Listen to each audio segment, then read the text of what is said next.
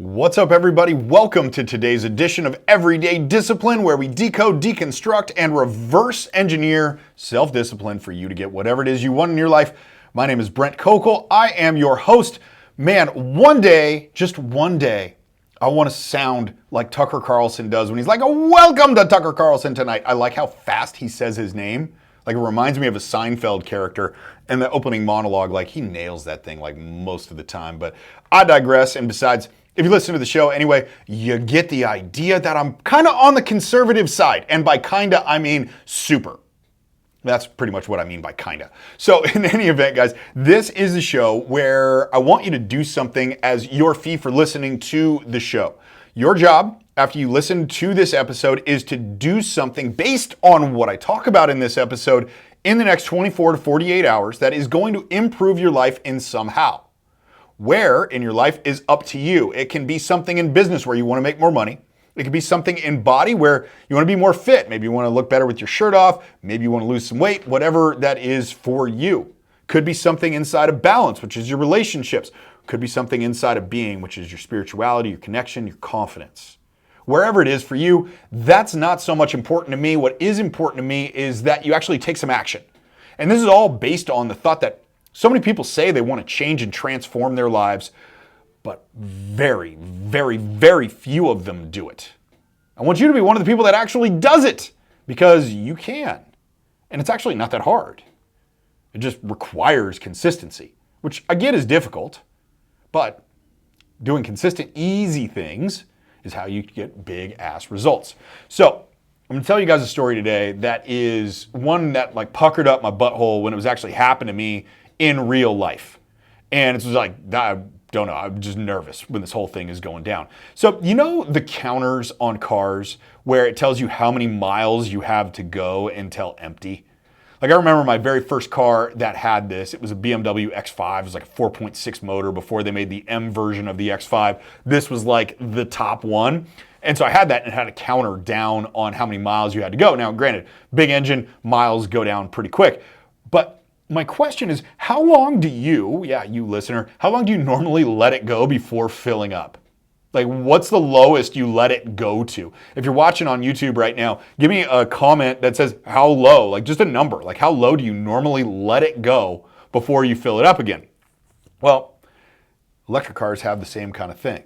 So we're visiting my in-laws in Merced, California, which is down in the Central Valley of California. I don't suggest that you move there or live there or anything like that. It's a nice little community where they live, but there ain't a whole lot going on down there in Merced. It's about 130 miles away from our house near Sacramento, which also, by the way, there's not a whole hell of a lot going on around here. Our saving grace is that we're close to a lot of stuff that you want to do. But in any event, this is about 130 miles away.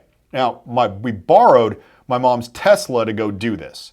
We've been driving a lot. Like, I drive a truck. My wife drives a big BMW SUV, and it's just like we're tired of looking at the dashboard.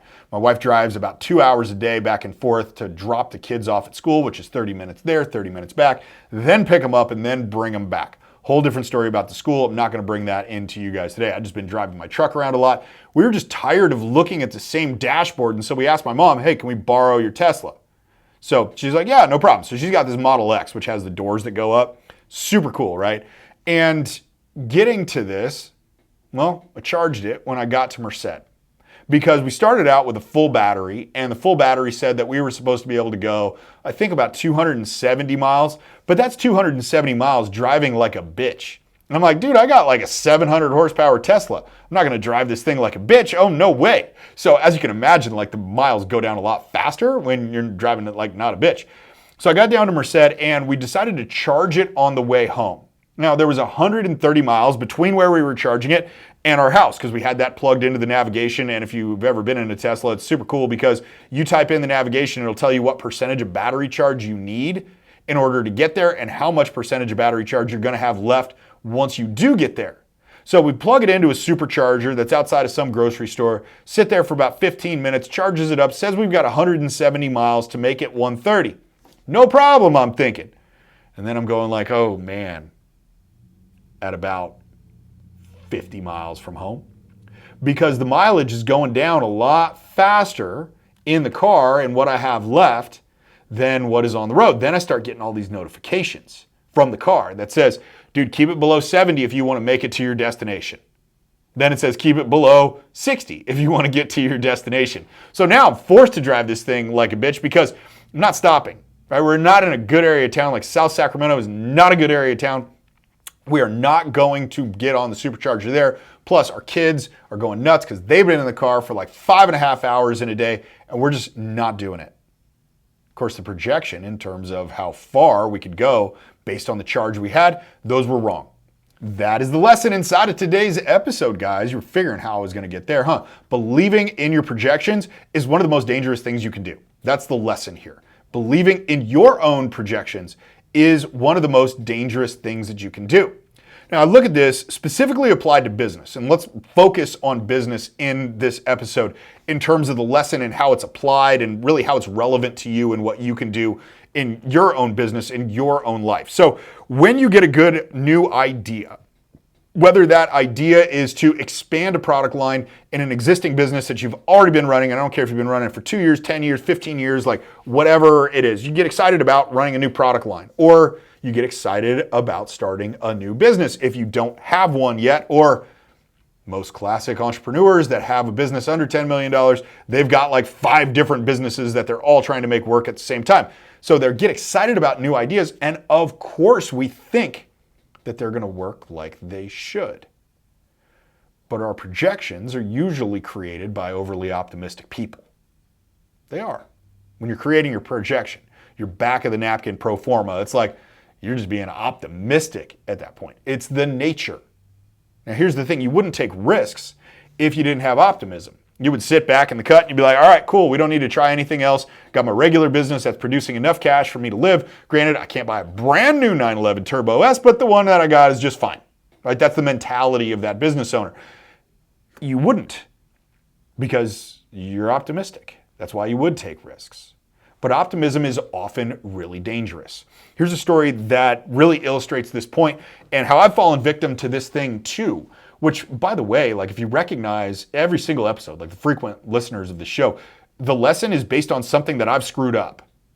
Now, that's one of the beautiful things about nearly 2 decades as an entrepreneur, being able to record shows like this. My hope is that you won't have to make all the mistakes that I made because I already made them for you, as long as you pay attention to the lessons. Because one of the things that I am a massive believer in is that there is no such thing as losing. There's only winning and there's learning when you're able to figure out what the lesson is. So anyway, I'll get off the soapbox for a second. But I was starting this company with a friend of mine who had started it a few years before I became involved, but he wanted to change the business model, do something a little bit different. And what this was it was a coaching and consulting and software company for golf teaching professionals. So essentially what this company would do is it would come in and it would teach the golf professionals at the local golf course a different model for teaching that would allow them to dramatically increase their own revenue and their own profits. And then it would give them a software system and a model for coaching that would get their players dramatically better. And it was insane. Like the results people were getting from this small little subset of clients that company started with were absolutely insane. Guys were quadrupling their revenue in like 2 months, and their players were losing 10 strokes in a matter of 6 weeks, I think. So it's like, if you're a golfer, you know that is just like nuts to be able to do it that fast. But that's what was going on in this business. So I got called in to do this with my buddy, and I was serving as the chief operating officer of this. And one of the things I had to do, because we didn't have a CFO, it was just the CEO, me, and then the CTO, and I had to come up with a projection of what I thought the sales of this company were going to be. And so what I did at the time, and this was probably like 12, maybe 14 years ago, so not nearly the life experience and business experience that I have now, but I decided I was going to review industry data, normal and ordinary. Yeah, of course you would do that. Figure out what the industry data says. But then I was super optimistic about that industry data. I looked at it and I was like, you know what, man? If we could just get 3% of the market, we would all be making multiple millions of dollars in the next 24 months! Exclamation point, right? This is how I'm looking at it. And by the way, anytime you look at a projection that says, well, if I could just get 3% of the market or 5% or 10% of the market, this is how much money I would make. All right, great. That's a great data point. But when you really make a decision on an action based on that, I'm going to have you consider that it's pure fantasy at that point. You can't project that. The only thing you can project, and what I should have projected in that point, was what I thought our lifetime value of a customer was going to be and what the projected cost to acquire each customer was. Because that's really the equation you've got to understand when you're trying to grow a business in terms of revenue. It's the lifetime value of the customer and the cost that it takes you to acquire that customer, because that tells you exactly how much you can pay to get a new customer in the door. Now, obviously, the lifetime value has got to be higher than what you pay to get the customer in the door, but that is beside the point. The point is that I made this projection from a place of pure optimism. And because I made it from pure optimism, it proved to be very dangerous, because the company started making a whole bunch of investments on things that were based off of a very, very optimistic model that said what the company could do. Now, granted, my buddy who was the CEO and then the CTO, like everybody's on board. They're going like, this is going to be awesome. Let's go do this, because they were looking at it from the same lens. They were about as experienced and seasoned in this whole thing as I was at that point. So you can see why it was like not really going to work the way that we thought. Even though the beauty of it is, happy ending, my buddy winds up doing this after I leave because we didn't hit some projections that I needed in order to stay involved in the business for my equity stake to really be something I was interested in. He wound up having a lot of success, working directly with the PGA now. Like, awesome to see this guy's transformation from a business perspective. Like, we still get together, still coach him, but I'm not involved in that business. And it was great to see the about face after the projection, but the projection was ultimately the problem because of the optimism and the misalignment with the expectation and the results that we should get. So as we relate this to you, all right, that's a very, I guess that was a detailed story about all of this. But as it relates to you, let's get to that. Because there's some place in your life right now, particularly in your business, where this message is going to help you dramatically if you'll just take the action that I'm about to tell you to take. Remember the lesson, guys. Believing in your projections is absolutely dangerous. Like, if you just believe in that, because they were projections created from a place of optimism. Like so many, I couldn't even tell you a percentage of our goals are set with a place of optimism, which is good. Like, I want you to be able to do that, but you've got to be able to look at it with a more pessimistic lens. So the question that I want you to answer for yourself today is, where is the misalignment between your expectation of results and the timeline in which you expect them?